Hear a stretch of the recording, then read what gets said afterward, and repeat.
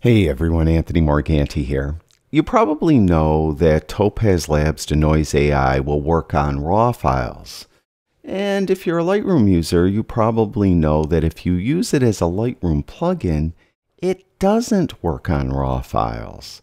In this video, I'm going to show you how to use Topaz Labs Denoise AI with Lightroom so you could work on a RAW file.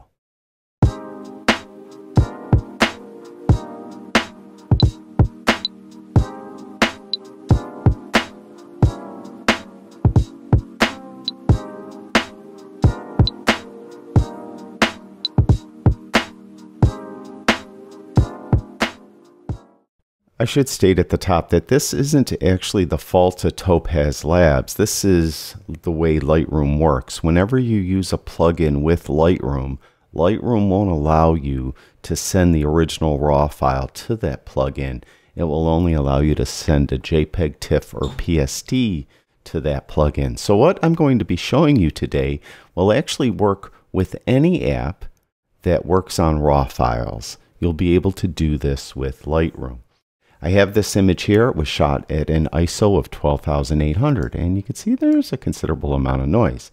Now, one thing I should note that whenever you send a RAW file from Lightroom into, let's say, a plugin, in this case, Topaz Labs Denoise AI, it won't recognize any Lightroom edits you've done to it. So this is an unedited image. It would be just a waste of time to do edits to it now because Topaz Labs Denoise AI won't see them.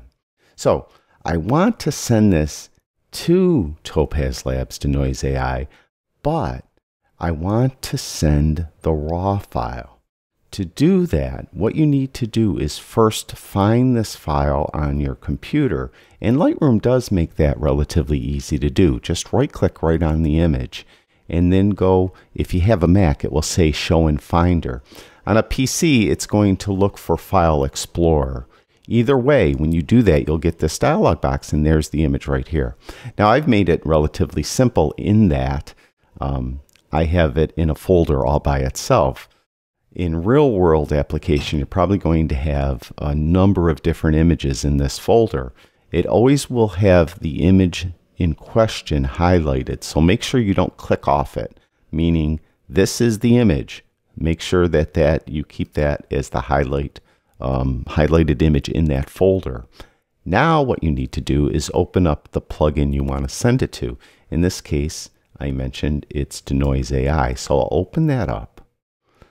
And once that opens, you'll see right here you could drop images into the folder. So what I'll do is I'll go back to my Finder window, and I'll just take this and drop it in there. Okay, now I could close this Finder window down. Now I have the RAW file open in Denoise AI, and you could see that one of the AI models is active RAW. If I sent this as a plugin in Lightroom, this RAW AI model would be disabled. So I could send it. Let's exchange it with low light. So I'll put it over here. And let's just say I'm going to take the model preferences auto settings, but I want to do that RAW. So you could see it did it fine. You could see in the lower left-hand corner. Let's save it. Now I'm going to click Save. Now here's the important part. You want to probably preserve that RAW format. So you want to save it as a DNG.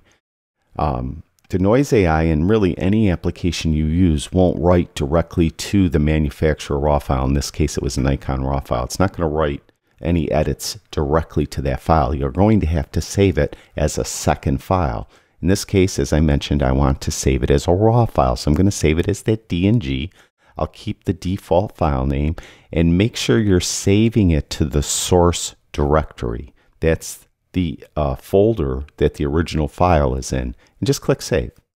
Now when you do that, it's going to, in this case with Denoise AI, remove the noise and save it as that DNG file. And when it's done, the plugin you're using, in this case we're not using it as a plugin, we're using it as a standalone app, it's not going to close down automatically. So you have to close it manually. So I'll close Denoise AI. Now we're back in Lightroom. Now, let's open up the film strip at the bottom. I'll hit the F6 key. And you can see it's not here. I have to have Lightroom find the image, and that's very easy to do. So what I'm going to do is I'm just going to go to the library module and go to the folder that has the original image in it. I called it working folder for this demonstration. Obviously, yours isn't going to be called that. And then just right-click right on that folder in the left-hand panel. This menu will pop up, and then just go down to Synchronize Folder. And when you do that, it's going to look in that folder for any images that may be in that folder that aren't in Lightroom. And it found one photo right there. And I'll let it scan for metadata updates. That doesn't hurt to do that. And we'll click Synchronize. Now what will happen is it brings you up to the previous import like catalog up here. You could go back down to that original folder, which for me was working folder. And you can see it now has 2 images in it. And if I go to the develop module, you'll see here is the one that was done with Denoise AI. I'll zoom in, and there's the original Nikon RAW file. And you could see, let me go up to View and lock zoom position so it doesn't jump around. So there's the original RAW file, and there's the image that I just edited in Denoise AI.